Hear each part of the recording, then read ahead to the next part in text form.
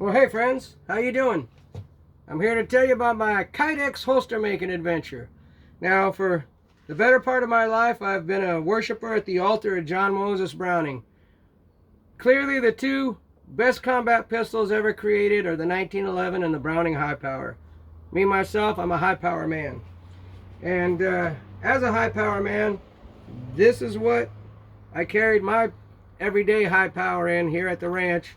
Bianchi, American made, rest in peace, they're made in Mexico now, but I carried in this for the better part of 25 years. It served me very well. Outside, of course, it's called a cross draw, but I carried it strong side. I did not use the cross draw feature. Carried it high and tight. It was an excellent piece. I like all my holsters to do that. I don't like them low slung or any of that. I want them in close, and I decided to try to do that with my Kydex experiences. So if we could come in and I'll show you a little bit, a quick run through. A lot of guys have Kydex working videos out. I'm not going to bore you with that. These guys know more than I do. Check them out. I'm indebted to them for their information and advice, and I'm trying to pay it forward now. This is my press that I built. Two 1-inch foam layers for a 2-inch total. The back of the press is less than 2 inches, so it's already pre-tensioned as I'm closing, so it negates the need to clamp in the rear. I only have to worry about the front. That gives me a few more seconds of clamping time. Toaster oven, heat gun, various clamps. You know how it goes. Now, in the industry, there has been, I've studied a number of the pros, and I have to make my own stuff because I just don't have that kind of money. Now, in the industry, there's an item, a technology that they call the claw, and the claw consists of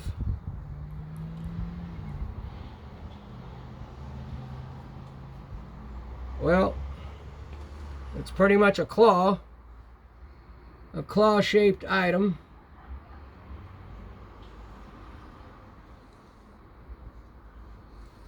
It hooks onto the belt. Now this is an exploded view. Now in use, now we'll take a, oh, excuse me, drop my pen. We'll take a overhead view. That is the physique of an Olympic athlete.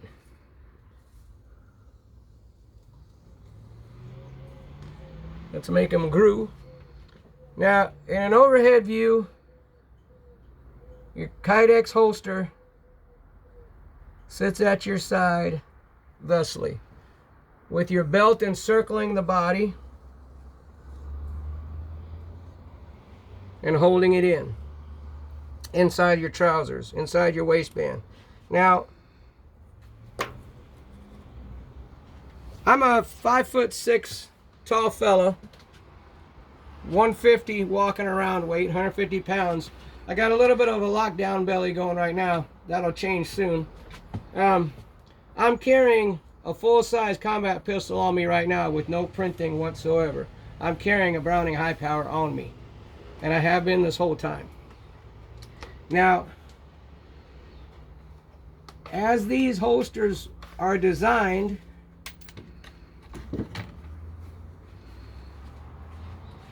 the claw is incorporated, and I'll call these wings for lack of a better term. Excuse my ignorance. The clips generally are attached to the wings, unless it's one strong central clip, but in larger pistols I prefer the two, I think, for more stability and strength. Now, if the clips are attached to the wings, then they're attached this and this blue pin. This is the clips. They're attached to where when the belt passes through,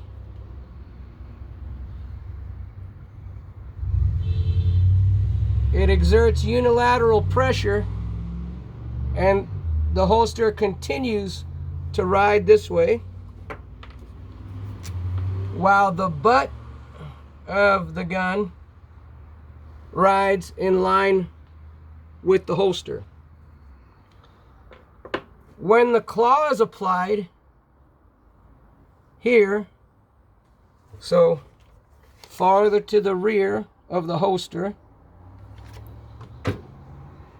it exerts pressure on the belt, pushing it outwards, and thus exerting inward pressure. Since this is the fulcrum, it creates inward pressure, which changes the lay of the butt and brings it into the body more. And that's the purpose of the claw. Now, I thought that was brilliant, but it added width to an art, whatever, that tries to emphasize making things smaller packages. So rather than add a claw to the same effect, I created a lug, a raised lug on the front half of the holster, the front side of the holster. It's a double-sided piece of Kydex to add strength for the screw hole so it doesn't tear through. And what that does is, where is my straight edge?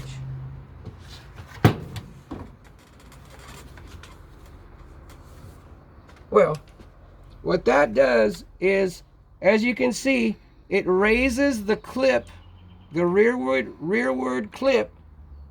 It raises the clip and does the same thing that the claw does, but within the holster itself without adding to it. And so rather than unilateral pressure of the belt going this way, the belt goes this way, and it pushes the butt into the body. Now, as you can see, military police, there's a lanyard ring.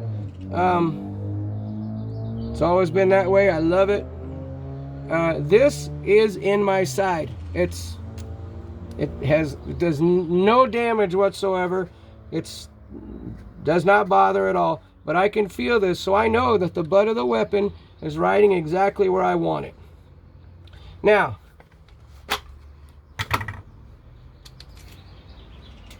another drawback that some say about the Browning high power is that not only the magazine disconnect, but the hammer will not go forward without a magazine. That's the magazine disconnect.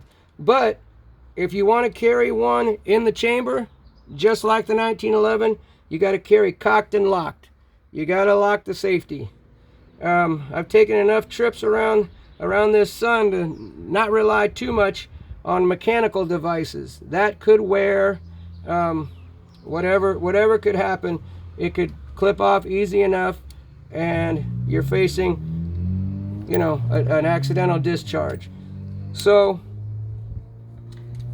what I have also designed into this, because I want to carry my Browning high power ready, cocked and locked. There it is cocked. There it is locked. There it is in the holster. You can see that I've created a hammer stall. There's a hammer stall here. This prevents the hammer from making contact if it ever goes off. Now, oh, did I knock my string off?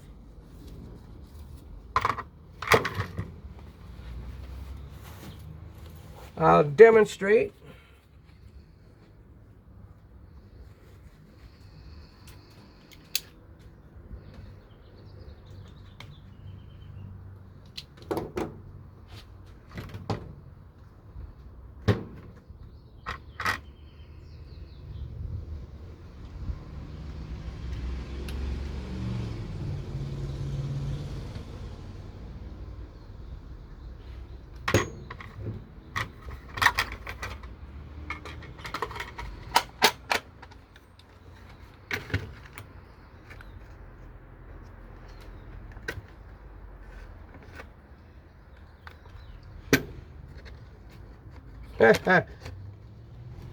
I'm so trained, I forgot to undo the safety.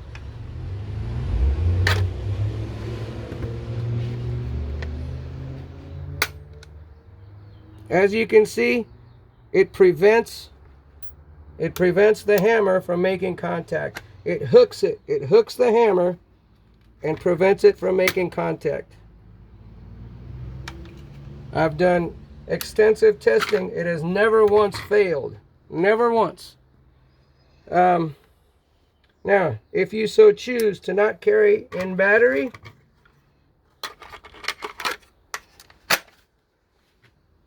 the feature also allows you to carry it with the hammer down, is in that feature there. So it does not interfere. The geometry does not allow the trigger to come into contact with it at any time, no matter what direction you're placing the firearm in the holster. That trigger cannot touch that. You'll say the protrusion would set it off, but it does not. So that's my take on it. Hope you enjoy, but that's the extension lug on the belt clip. Thank you, and keep your powder dry.